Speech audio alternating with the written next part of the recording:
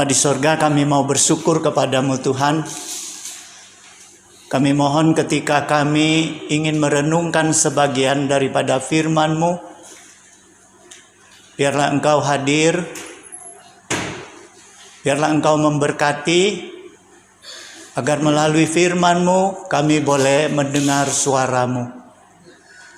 Berkati semua yang sudah hadir pada malam hari ini, sehingga kami tidak sia-sia datang kepada Tuhan, tetapi melalui firman-Mu kami boleh menerima berkat. Terima kasih Tuhan, kami serahkan waktu ini di dalam tangan-Mu. Di dalam Yesus Kristus kami berdoa. Amin.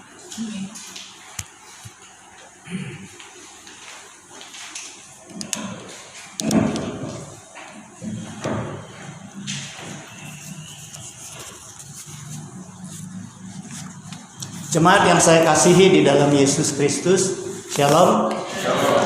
Firman Tuhan yang akan menjadi pokok renungan kita sesuai dengan Almanak GMI adalah terdapat di dalam Markus pasal 1 ayat 1 hingga ayat ke-8.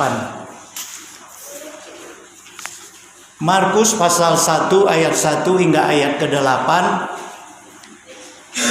Bila sudah mendapatkan, mari kita baca secara bersaut-sautan. Kitab Markus pasal 1 ayat 1 hingga ayat ke-8. Kita mulai.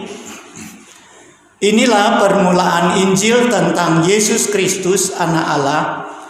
Seperti ada tertulis dalam kitab Nabi Yesaya, lihatlah aku menyuruh utusanku mendahului engkau, ia akan mempersiapkan jalan bagimu. Ada suara orang yang berseru-seru di padang gurun, persiapkanlah jalan untuk Tuhan, luruskanlah jalan baginya. Demikianlah yang baptis kami di padang gurun dan menyerukan, bertobatlah dan berilah dirimu dibaptis, dan Allah akan mengampuni dosamu. Lalu datanglah kepadanya orang-orang dari seluruh daerah Yudea dan semua penduduk Yerusalem, dan sambil mengaku dosanya mereka dibaptis di sungai Yordan. Yohanes memakai jubah Tuhan dan ikat pinggang kulit, dan makanannya belalang dan madu Tuhan. Inilah yang diberitakannya. Sesudah aku akan datang ia yang lebih berkuasa daripadaku, membungkuk dan membuka tali kasutnya pun aku tidak layak. Aku membaptis kamu dengan air, Tetapi ia akan membaptis kamu dengan Roh Kudus. Jemaat yang saya kasihi di dalam Yesus Kristus, puji Tuhan, hari ini kita masuk di dalam Advent yang kedua, di mana arti Advent sudah kita ketahui adalah penantian akan kedatangan Yesus sebagai Mesias.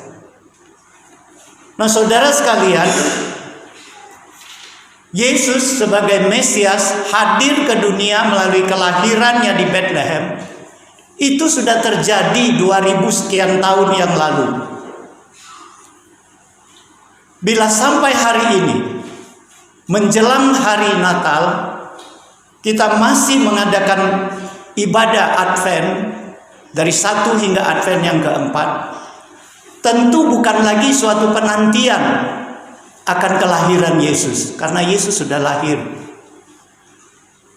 Jadi hendaknya melalui peringatan hari kelahiran Yesus ini, tujuan kita adalah merenungkan apa yang harus kita perbuat bagi Yesus yang sudah lahir. Itu yang penting. Apa yang harus kita perbuat bagi Yesus yang sudah lahir? Nah, saudara sekalian, hari ini perikop kita terdapat di dalam kitab Markus. Kita tahu bahwa kitab Markus ini adalah salah satu kitab Injil di dalam Alkitab. Karena kitab Injil itu ada 4 ya. Matius, Markus, Lukas, Yohanes. Itu disebut kitab Injil. Nah, saudara sekalian, keempat kitab Injil ini bercerita tentang Yesus dan kehidupannya. karyanya, penyelamatannya, seluruh kehidupan Yesus, kisah Yesus diceritakan di dalam kitab Injil ini. Dan kitab Markus adalah kitab yang pertama ditulis, mendahului kitab yang lain, mendahului kitab Matius, Lukas, dan Yohanes. Dan penulis kitab Markus ini adalah Yohanes Markus. Dan dia tulis kitab ini adalah pada tahun ke-55 sampai tahun ke-65 Masehi. Nah, saudara sekalian, kalau memang kitab Injil ini menceritakan tentang riwayat Yesus dan kehidupan Yesus, kenapa Markus tidak memulai dari peristiwa kelahiran Yesus seperti ketiga kitab yang lain? Mereka menceritakan bagaimana Yesus lahir di Bethlehem. Ya, sebelum lahir bagaimana dari sejarah dari Zakaria. Nah, saudara sekalian, ada penyebabnya. Ada penyebabnya. Karena kitab Markus ini, Markus menulis kitab ini adalah penekanannya bukan biografi Yesus, tetapi karya dan pekerjaan Yesus. Karena Yesus digambarkan di dalam kitab Markus sebagai hamba yang taat dan setia kepada Allah. Nah, saudara sekalian, tentu bagi seorang hamba riwayat hidup nggak penting karena mereka hamba. Yang penting adalah pekerjaannya dan pengabdiannya kepada tuannya. Nah, itu sebabnya ketika Yesus tampil di kitab Markus, Yesus sudah berumur 30 tahun. Ketika Yesus timbul di kitab Markus, Yesus sudah datang kepada Yohanes minta dibaptis. Dan ketika Yohanes tampil di kitab Markus, Yohanes juga sudah berusia 30 tahun. Nah, selisih Yohanes dengan Yesus itu usianya seperti pagi tadi Pak Teguh khotbah adalah 6 bulan. Yohanes lebih besar dari Yesus 6 bulan. Jadi ketika Yohanes tampil di permukaan berseru-seru di padang gurun, dia mempersiapkan jalan untuk Tuhan 6 bulan lamanya baru Yesus datang. Nah, saudara sekalian, Markus memulai kisah Yesus. Dia melihat jauh ke belakang melalui kitab para nabi. Kenapa saya tidak sebut Yesaya di sini padahal ditulis Nabi Yesaya? Karena di kitab Perjanjian Lama bukan hanya kitab Yesaya yang menulis tentang menubuatkan tentang Yohanes Pembaptis. Ada 2 kitab yang menuliskan tentang Yohanes Pembaptis sebagai pembuka jalan. Kalau saudara sekalian nanti pulang boleh baca di dalam Yesaya pasal 40 ayat 3 adalah yang kita baca. Itulah yang dikutip oleh Markus bahwa melalui nubuat Yesaya Allah akan mengutus utusannya menjadi pembuka jalan bagi kedatangan Mesias. Tetapi di Maliaki juga ditulis itu di pasal 3 ayat 1 bahwa Allah akan mengutus utusannya mendahului Yesus Kristus. Nah, saya dengar khotbah seorang pendeta. Dia katakan bahwa Injil berbahasa Inggris tidak ditulis nama Nabi Yesaya, tidak ditulis. Ya, di situ hanya menulis para nabi dalam bentuk jamak. Berarti nabi-nabi. Di dalam terjemahan versi yang lain bahasa Indonesia di situ sudah dirubah menjadi menurut nubuat para nabi. Nabi berartinya. Saya baca, saya cari informasi di terjemahan bahasa Mandarin. Oh, ternyata di bahasa Mandarin ada tulis Nabi Yesaya, tetapi di sampingnya ada keterangan huruf yang kecil. Di situ disebutkan di dalam kitab kunonya 3 nama. Nama Yesaya ini tidak tercatat. Nah, jadi saudara sekalian, Markus mengutip nubuat jauh dari perjanjian lama untuk menjelaskan bahwa Allah akan mengutus seorang utusan, yaitu Yohanes Pembaptis, sebagai pembuka jalan, perintis jalan, sebagai orang yang mempersiapkan jalan untuk kedatangan Mesias. Tujuannya ada, saudara sekalian. Tujuannya adalah Markus ingin menyatakan bahwa kitab Injil ini bersinergi sangat baik. Baik perjanjian lama dengan perjanjian baru mempunyai keterikatan yang sangat erat, tidak terputus. Jadi inilah keabsahan daripada Alkitab. Alkitab inilah buktinya bahwa Alkitab itu adalah firman Tuhan.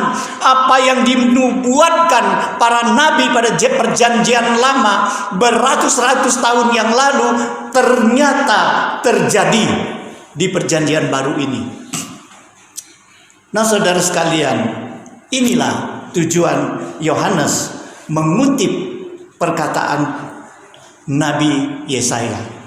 Saudara sekalian, sejak dahulu, kalau ada raja yang mau datang, mau pergi ke sesuatu tempat, atau ada pemimpin negara, atau ada orang yang terhormat yang mau mengunjungi satu negara, suatu daerah, maka tentu dia akan mengutus orang pembuka jalan.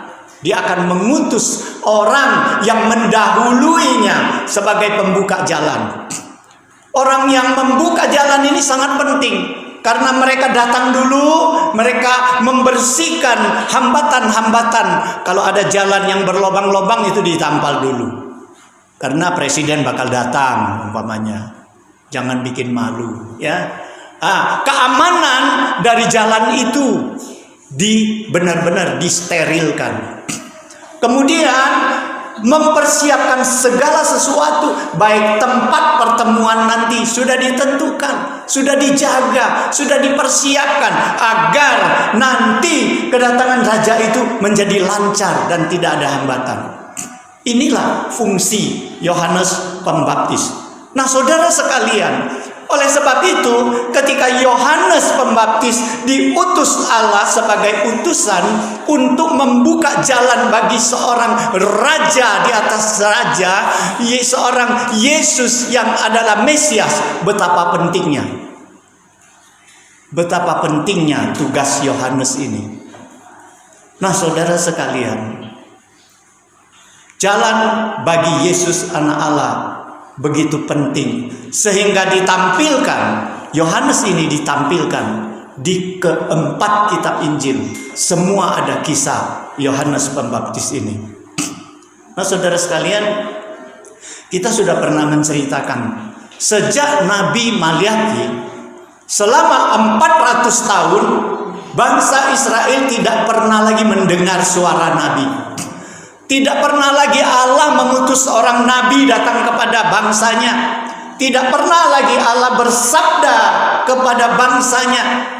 Sehingga 400 masa itu merupakan masa yang paling gelap bagi orang-orang Israel, bangsa pilihan Allah.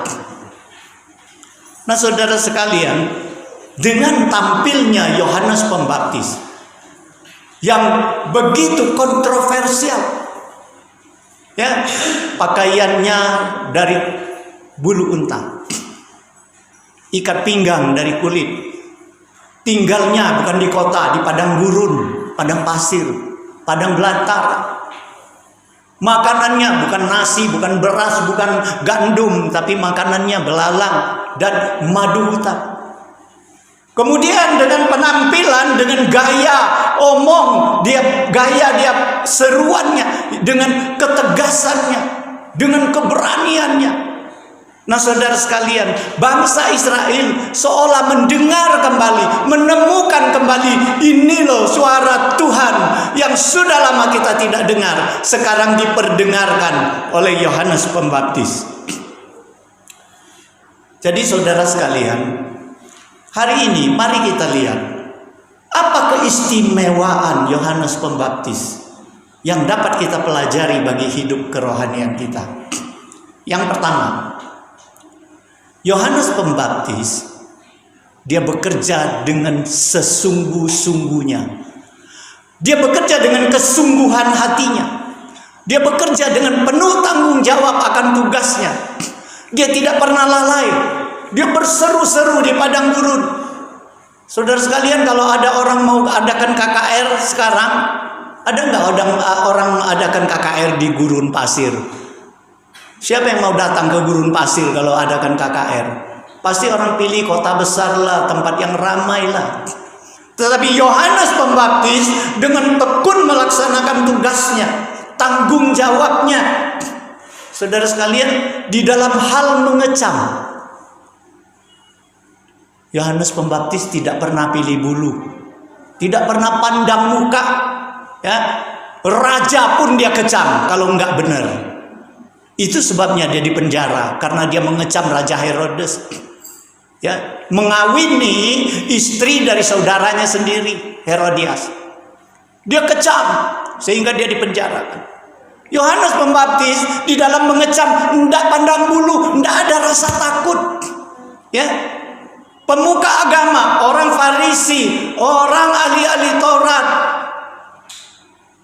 kaum tentara-tentara, pejabat negara, kaum pemungut pajak, pemungut cukai, dia tidak pandang bulu. Dia sebut mereka, hai kamu keturunan ular beludak. Saudara sekalian, di dalam mengecam, Yohanes tidak memandang bulu. Semua di matanya itu sama rata. Nah, saudara sekalian, ini kelebihan Yohanes Pembaptis. Saudara sekalian, ada satu kelebihan lagi. Yohanes Pembaptis bukan hanya pintar mengecam, berani mengecam, tapi dia memberikan satu solusi, satu jalan yang benar yang harus mereka lakukan. Jadi saudara sekalian, kalau kita mau menegur seseorang, kalau kita mau mengkritik seseorang, harus ada solusi yang baik untuk dia.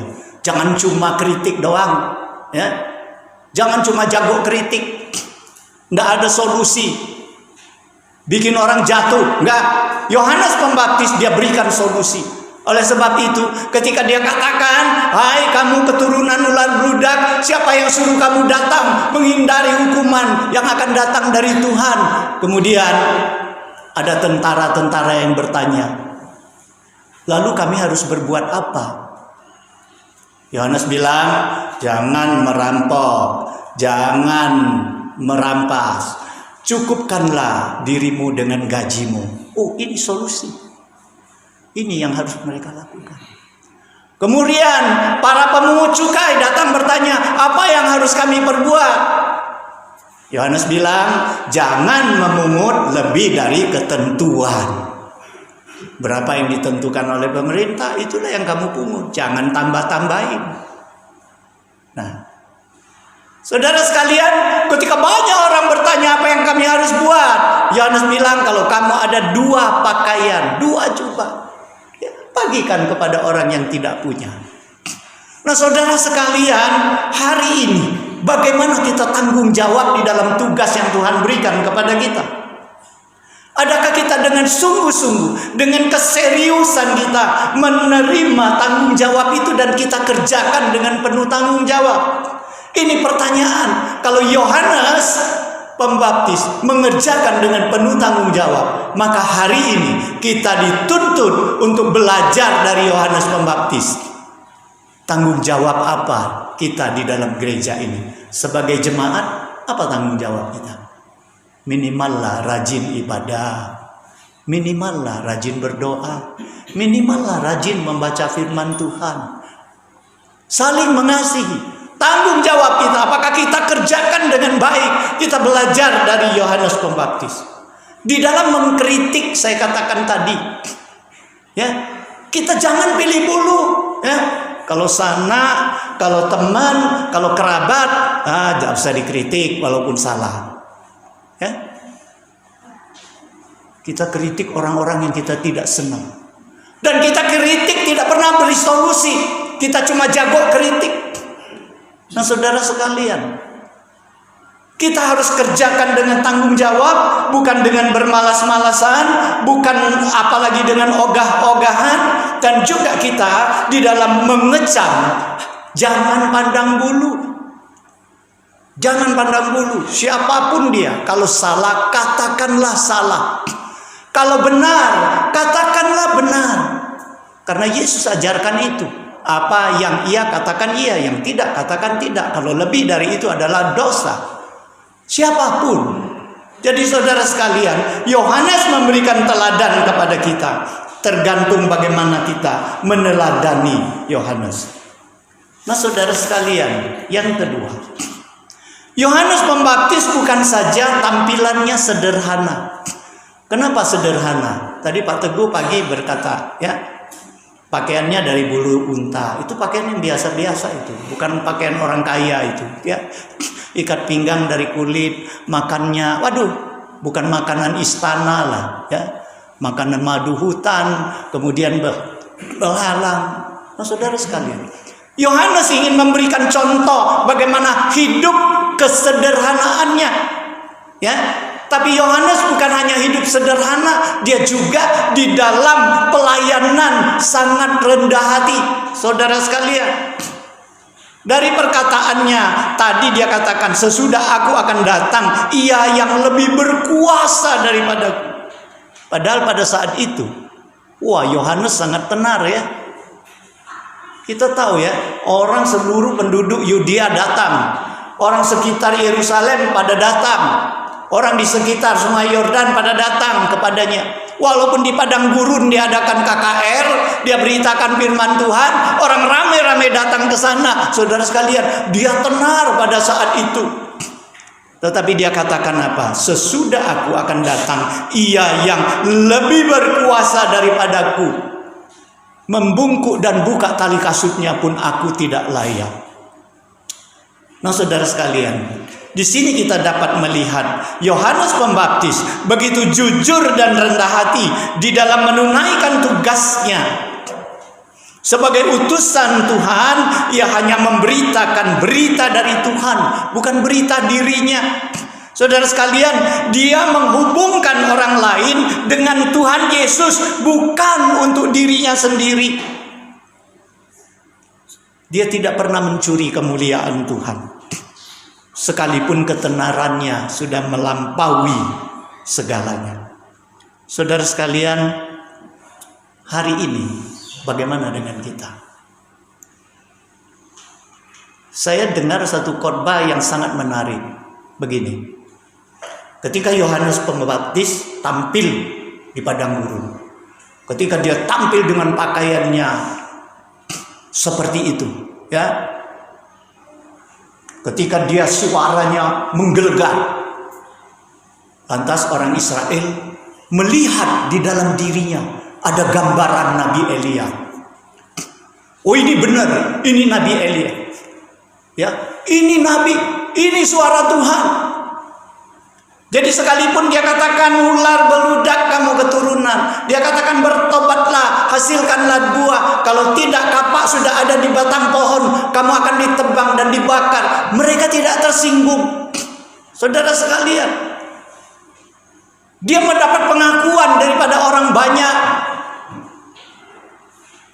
sehingga ahli-ahli agama pun seperti orang-orang Lewi, beberapa imam, Alkitab mengatakan mereka datang kepada Yohanes, mereka tanya, apakah kau Mesias? Yohanes bilang bukan. Apakah engkau Elia? Bukan. Apakah engkau salah satu daripada nabi? Yohanes bilang bukan. Lalu engkau siapa? Saudara sekalian, Yohanes mengatakan apa? Aku hanya suara yang berseru-seru di padang gurun. Persiapkanlah jalan untuk Tuhan. Nah saudara sekalian, begitu tinggi penilaian mereka. Ahli-ahli agama pun menilai dia. Ini kalau bukan Mesias, mungkin Elia atau salah satu daripada nabi. Tetapi bagaimana ketika Yesus tampil 6 bulan kemudian, setelah Yesus dibaptis di Sungai Yordan, setelah Yesus masuk ke rumah ibadah, setelah Yesus ada di Kapernaum, di kampung halamannya di Nazaret. Saudara sekalian, apa kata orang? Orang kagum ya. Hebat ya, Yesus dari mana ya dia bisa baca firman Tuhan penuh kuasa. Tapi di antara mereka akhirnya mengatakan apa? Bukankah dia anak Yusuf si tukang kayu? Yang saudara-saudaranya ada di tengah-tengah kita. Saudara sekalian, penilaian ini suatu penilaian yang meremehkan Yesus. Nah bayangkan, pada saat itu betapa tenarnya Yohanes Pembaptis, betapa melebihi ketenaran Yesus Kristus. Tetapi apa kata Yohanes tentang Yesus? Dia lebih berkuasa daripada aku. Membungkukkan tubuhku, membuka tali kasutnya pun aku tidak layak. Apa yang mau Yohanes katakan di situ? Yohanes mau katakan, kalau kamu sekarang mengakui aku sebagai nabi, kalau kamu mengakui aku sebagai utusan Tuhan, kepada dia yang aku harus bungkuk buka tali kasutnya pun tidak layak, kamu lebih harus menerima dia. Saudara sekalian, luar biasa Yohanes, ya, kerendahan hatinya. Dan Yohanes mengangkat Yesus setinggi-tingginya. Kalau Yohanes saja begitu diagung-agungkan, maka Yesus yang Yohanes tidak layak membuka tali kasutnya.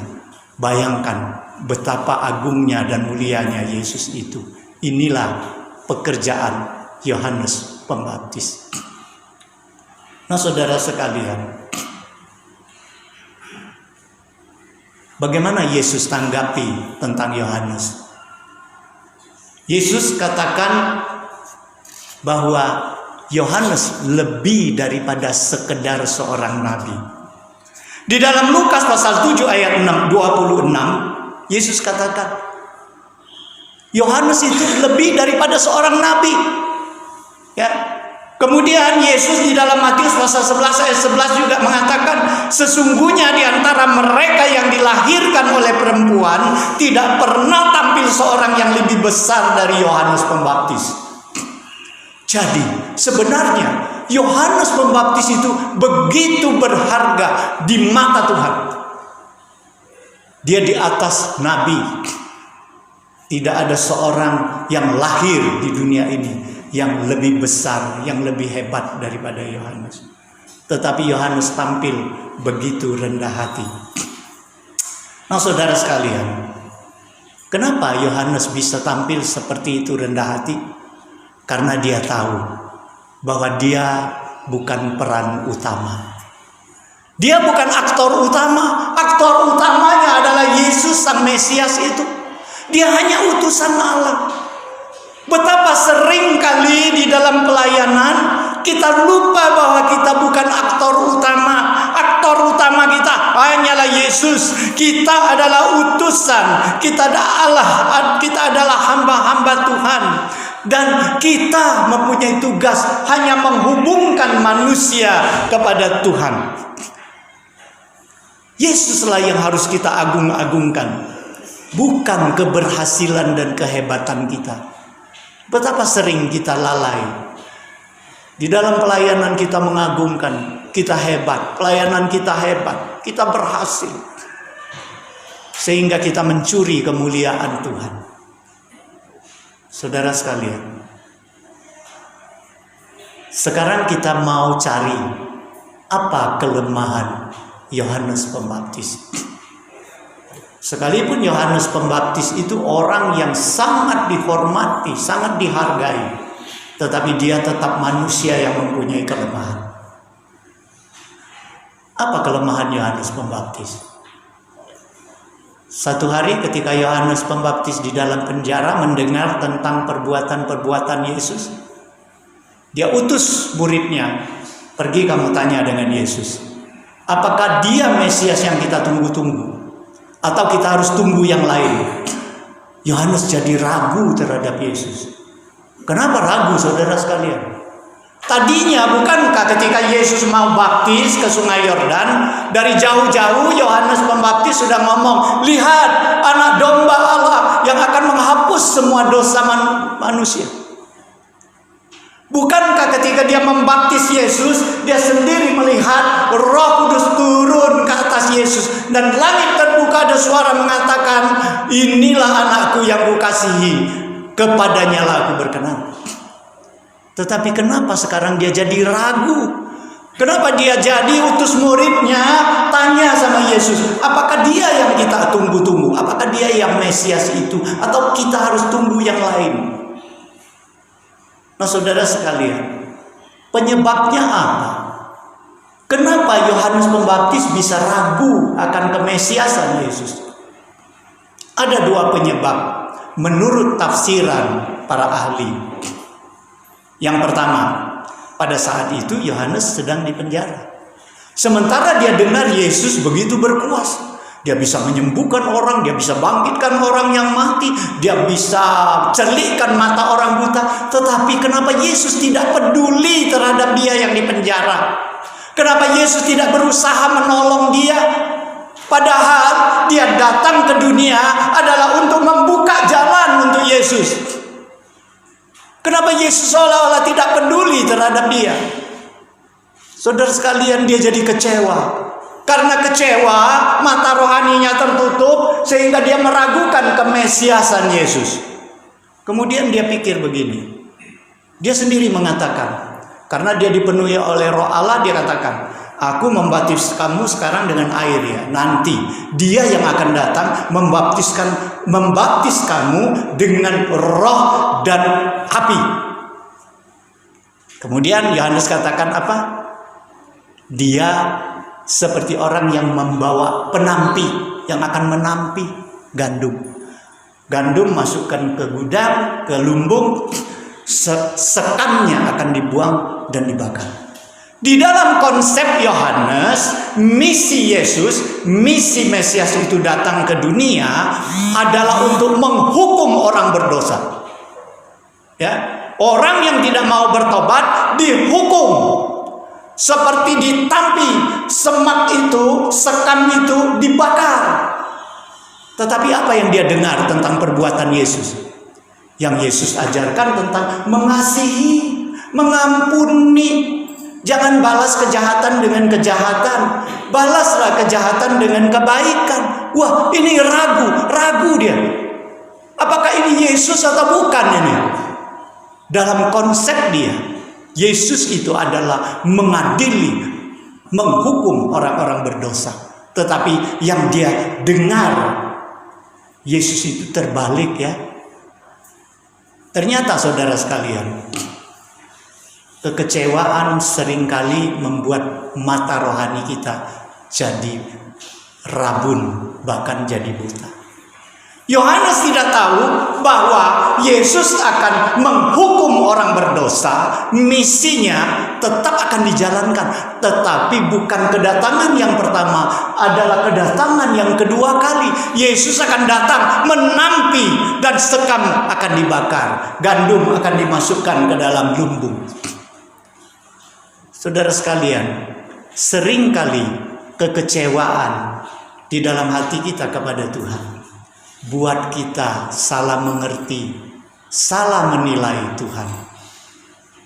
Nah saudara sekalian, betapa sering kita mengeluh kepada Tuhan.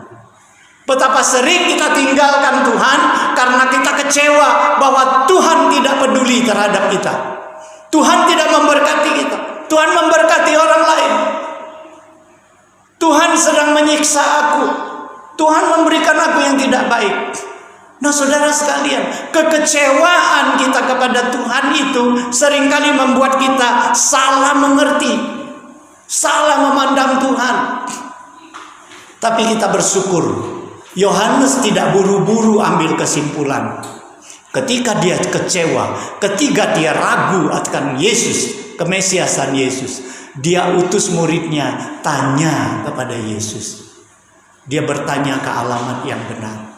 Nah saudara sekalian, kalau hari ini ada unek-unek kita kepada Tuhan, ada kekecewaan kita di dalam perjalanan kita di dalam Tuhan, jangan tanya kepada orang lain, datang kepada Tuhan. Karena di dalam Tuhan ada jawaban yang benar, dan Tuhan akan menguatkan. Ingatlah apa yang Yesus katakan, berbahagialah orang yang tidak menjadi kecewa dan menolak aku. Saudara sekalian, kecewa boleh, kadang-kadang kita kecewa. Kenapa Tuhan seperti ini, seperti itu? Tetapi ingat, jangan sampai menolak Tuhan. Lalu terakhir, apa yang kita mau renungkan terhadap Yohanes Pembaptis? Ketika kita merenungkan Yohanes Pembaptis, tentu telinga kita akan mengiang-iang suara yang dia sampaikan, berita yang dia sampaikan, berita inti apa yang dia sampaikan. Bertobatlah, berilah dirimu dibaptis, Allah akan mengampunimu. Saudara sekalian, ketika berita ini diberitakan Yohanes kepada bangsa pilihan Allah, kita tahu ya, yang datang kepada Yohanes orang-orang di Yudea, bukan di Samaria loh. Orang-orang yang di sekitar Yerusalem, di dekat bait suci loh. Berarti mayoritas orang yang datang kepada Yohanes Pembaptis itu adalah orang-orang pilihan Allah, bangsa pilihan Allah. Bagaimana ketika mereka mendengar berita, bertobatlah, berilah dirimu dibaptis, maka Allah akan mengampuni dosamu. Mereka pikir, oh ini jangan-jangan salah alamat ini. Berita ini harusnya diberitakan kepada orang Samaria, bukan kepada orang yang ada di Yudea, bukan di Galilea atau di Yerusalem, bukan. Karena apa? Karena kita ini kan bangsa pilihan Allah. Kita ini keturunan Abraham. Bapak kita itu bapak iman, bapak orang percaya. Kita ini pilihan Allah. Pertobatan itu bukan bagian kita, itu bagian orang lain, itu bagian orang-orang kafir itu, orang-orang Samaria itu. Saudara sekalian, Allah ingin bangsa Israel itu mendengar suaranya dan bertobat. Saudara sekalian, bertobat, konsep di dalam perjanjian lama bertobat itu artinya apa? Kembali. Orang yang sudah jauh meninggalkan Tuhan, mereka kembali. Itu konsep perjanjian lama. Mereka kembali, mereka bertobat. Nah saudara sekalian, selama 40 tahun mereka tidak mendengar suara Nabi dan suara Tuhan. Bangsa Israel walaupun setiap hari masih melakukan kebiasaan agamawinya, tetapi mereka, hati mereka sudah makin menjauh daripada Tuhan. Saudara sekalian, betapa sering kita juga demikian. Kita selalu mengadakan mengikuti ibadah, kita selalu berdoa, kita selalu baca Alkitab, tetapi hati kita makin hari makin jauh daripada Tuhan. Nah saudara sekalian, konsep di dalam perjanjian baru pertobatan itu adalah berbalik. Tadi kembali, sekarang berbalik. Ya. Kalau orang tidak bertobat artinya dia memunggungi Tuhan. Sekarang Tuhan suruh berbaliklah. Berhadap lagilah kepada Tuhan. Nah saudara sekalian, dua seruan ini diberikan kepada bangsa Israel supaya mereka kembali. Ingat enggak ketika kita merenungkan tentang firman Tuhan perpuluhan? Bagaimana Tuhan berkata kepada Maliaki, kepada bangsa Israel yang tidak memberikan perpuluhan, kembalilah, maka aku akan kembali kepadamu. Nah saudara sekalian, seruan kembalilah ini melalui pertobatan yang diserukan oleh Yohanes Pembaptis, supaya mereka bukan saja kembali kepada Tuhan, supaya mereka bukan saja melakukan kegiatan agamawi mereka dengan rutin dan saleh, tetapi kehidupan mereka, praktek hidup mereka juga harus kembali dan berbalik kepada Tuhan. Nah saudara sekalian, Yesus menegur bangsa Israel melalui Yohanes Pembaptis. Jangan kira kamu ada Abraham jadi nenek moyangmu, bahwa Allah dapat mengangkat anak-anaknya dari batu. Saudara sekalian, Jadi saudara sekalian, hari ini seringkali kita menganggap pertobatan itu bukan bagian kita. Tadinya saya mau menghapus bagian ini untuk khotbah hari ini, karena saya anggap apa? Orang yang datang ke gereja ini rata-rata banyak yang sudah bertobat pasti. Ya. Masa aku sampaikan lagi bertobatlah.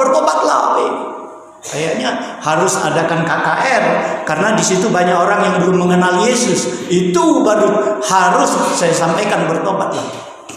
Tetapi ketika saya renungkan arti bertobat ini, ini penting. Seringkali kita menganggap pertobatan itu bukan bagian kita, itu bagian orang lain. Karena alasan kita apa? Aku sudah dibaptis puluhan tahun. Aku dari nenek aku dulu sudah orang Kristen. Bapak aku Kristen, aku sekarang Kristen, anakku juga Kristen. Itu pertobatan bukan urusan aku lagi. Kami sudah pasti bertobat. Ya. Jadi sering kali kita seperti bangsa Israel, kita bahwa menganggap kita sudah benar, padahal sebenarnya kita sudah makin hari makin jauh daripada Tuhan. Kita melakukan ibadah kita, tetapi hati kita, praktek hidup kita sudah jauh daripada firman Tuhan, jauh daripada kebenaran Tuhan. Nah, hari ini seruan Yohanes ini merupakan seruan Allah kepada kita. Bertobatlah. Marilah kita kembali kepada Tuhan. Marilah kita kembali kepada kasih kita yang mula-mula kepada Tuhan. Jangan suam-suam kuku, karena pada satu saat Tuhan akan memuntahkan kita daripada mulutnya. Saudara sekalian, hari ini seruan bertobat datang kepada kita. Kita harus menghasilkan buah pertobatan. Kita harus kembali kepada Tuhan. Kita harus berbalik kepada Tuhan. Saudara sekalian, cukupkah itu? Belum cukup. Karena ingat, setelah kita bertobat, kita diberikan tugas. Semua anak-anak Tuhan adalah utusan Tuhan. Ingat, ketika Yesus naik ke surga, Dia mengutus murid-muridnya, pergilah, jadikan segala bangsa murid. Saudara sekalian, hari ini ketika Yohanes Pembaptis diutus oleh Allah untuk mempersiapkan jalan bagi datangnya Kristus, maka di dalam momen kita menantikan, memperingati hari Natal kelahiran Kristus, kita juga diberikan tugas seperti Yohanes Pembaptis, persiapkan jalan bagi Tuhan. Karena banyak orang yang belum menerima Kristus di dalam hatinya. Jadilah pembuka jalan, persiapkan jalan, pertemukanlah orang-orang yang mau bertobat kepada Tuhan, agar mereka diampuni dosanya, agar mereka diselamatkan oleh Tuhan. Nah, saudara sekalian, biar Natal tahun ini berarti bagi kita. Ketika kita sudah bertobat, ketika kita menjadi utusan Tuhan, mempersiapkan jalan bagi orang-orang dan mempertemukan mereka kepada Tuhan, maka Natal yang kita rayakan pada tahun ini pasti akan berarti. Bukan saja bagi kita berarti, pasti juga bagi Tuhan berarti. Jadi saudara sekalian, Natal bukan momen berfoya-foya. Natal bukan juga tempat untuk kita berhura-hura. Tetapi Natal harus ada intinya. Ada intisarinya, bahwa Kristus datang sebagai juru selamat. Biarlah kita membawa banyak jiwa untuk mendapatkan juru selamat ini. Kita jadi seperti Yohanes Pembaptis, jadi utusan Tuhan. Mari kita berdoa.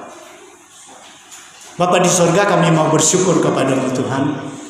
Kami mohon Tuhan, firman-Mu yang sudah berhenti ini tetap akan berkumandang dalam hati kami melalui pekerjaan Roh-Mu. Sehingga kami bukan saja mengerti firman Tuhan ini, tetapi kami juga tergerak untuk melakukannya. Ampuni segala dosa kami Tuhan, dan pakailah kami sebagai utusan-Mu, sebagaimana Engkau mempersiapkan Yohanes Pembaptis sebagai pembuka jalan. Terima kasih Tuhan, kami serahkan doa kami di dalam tangan-Mu. Di dalam Yesus Kristus kami berdoa. Amin.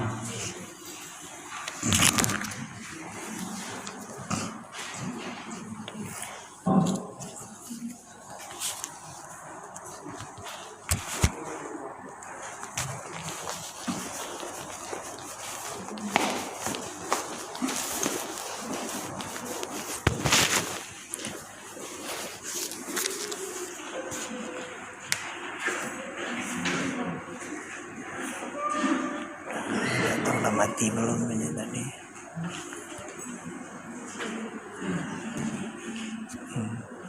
Matinya pencet ini ya.